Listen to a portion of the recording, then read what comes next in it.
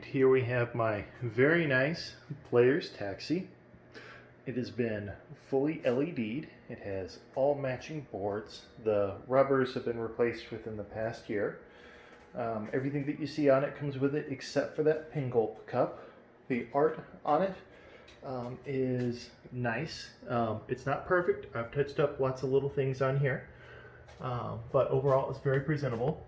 The topper on it fully works. You can see it's cracked up there. However, I'm holding the camera over my head and I'm 6.5 feet tall, so unless you're super tall, it's not going to bother anybody. It comes with the leg protectors, the fully matched, color matched LEDs underneath it, and you can see over here it's all looking nice. I've got the fancy keychain. Can't have a machine without a fancy keychain. And looking around here on the side, everything looks good. If you get in super close, you can see that there's bumps and bruises, especially on the front. I've done lots of touch up around here, like you can see where, if you really look, you know, there was a little bit of wood damage there that I've gone through and patched, but just trying to show you that, you know, very presentable. If you look at things real close, you can see that things have been touched up, like these eyes here. That was hard to touch up. But looking through here on the playfield, this playfield is much better than most on the originals. The plastics are all really good.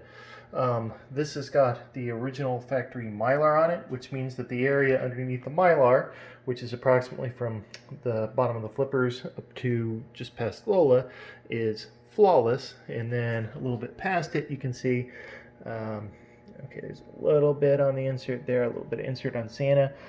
If you look around the pop bumpers, which is extremely common on these get a lot of wear. You can see there's a little bit of my semi-colorblind touch-up there. I did the best I could. It's not perfect. Like you can see, it's touched up just a little bit right there. Little things like that. And there's a little chip on this advanced meter bonus thing here. Everything else has been touched up to the best of my abilities, and the machine plays very well. The only other negative on this machine, you can see in the top row of the DMD there, the first couple letters are just about always a little bit weak, but you can still read the score just fine. If you want to switch out the display, you're more than welcome to, but that's beyond my current technical abilities. But here is the Taxi playfield. I believe you'll see a play video of mine if you look online. Let's look in here and take a look at these boards real quick, because I know people care a lot on that.